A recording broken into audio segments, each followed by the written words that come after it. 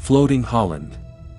Faced with worsening floods and a shortage of housing, the Netherlands is seeing growing interest in floating homes. These floating communities are inspiring more ambitious Dutch-led projects in flood-prone nations, from French Polynesia to the Maldives.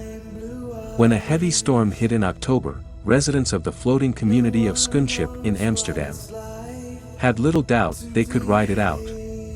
They tied up their bikes and outdoor benches, checked in with neighbors to ensure everyone had enough food and water, and hunkered down as their neighborhood slid up and down its steel foundational pillars, rising along with the water and descending to its original position after the rain subsided.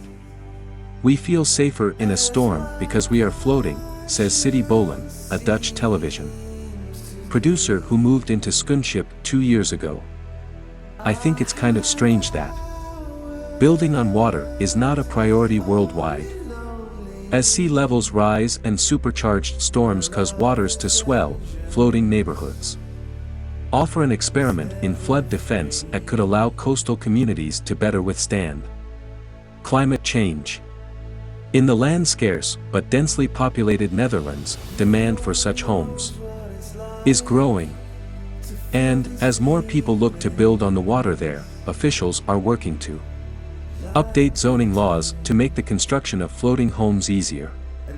The municipality wants to expand the concept of floating because it is multifunctional use of space for housing, and because the sustainable way is the way forward, says Nyenker van Rensen, an Amsterdam city councillor from the Green Left Party. The floating communities in the Netherlands, which emerged in the past decade, have served as proof of concept for larger-scale projects now being spearheaded by Dutch engineers. These are not just in European countries such as Britain, France, and Norway, but also French Polynesia and the Maldives, where sea level rise in the Indian Ocean nation now poses an existential threat. There is even a proposal for floating islands in the Baltic Sea on which small cities would be built. "Living on water is normal for us," Marjan de Blok. "A floating house can be constructed on any shoreline and is able to cope with rising seas or rain-induced floods by remaining atop the water's surface. Unlike houseboats, which can easily be unmoored and relocated, floating homes are fixed to the shore, often resting on steel poles, and are usually connected to the local sewer system and power grid. They are structurally similar to houses built on land, but instead of a basement, they have a concrete hull that acts as a counterweight, allowing them to remain stable in the water." In the Netherlands, they are often prefabricated, square-shaped, 3-story townhouses built off-site with conventional materials such as timber, steel, and glass. For cities facing worsening floods and a shortage of land for housing, floating homes are one potential blueprint to expand urban housing in the age of climate change. In the Netherlands, a country which is largely built on reclaimed land and a third of which remains below sea level, the idea is not so far-fetched. In Amsterdam, which has almost 3,000 officially registered traditional houseboats across its canals, hundreds of people have moved into floating homes in previously neglected neighborhoods. Schoonschip, designed by Dutch firm Space and Matter, consists of 30 houses, half of which are duplexes, on a canal in a former manufacturing area. The neighborhood is a short ferry ride from central Amsterdam, where many of the residents work.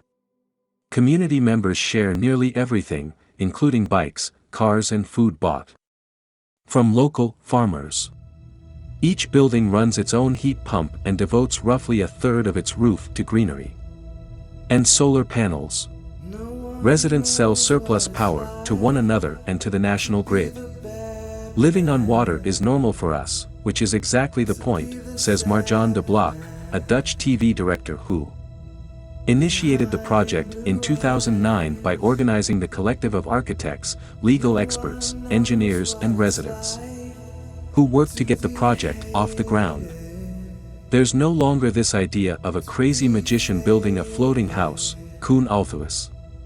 Rotterdam, which is 90% below sea level and the site of Europe's biggest port, is home to the world's largest floating office building, as well as a floating farm where cows are milked by robots, supplying dairy products to local grocery stores.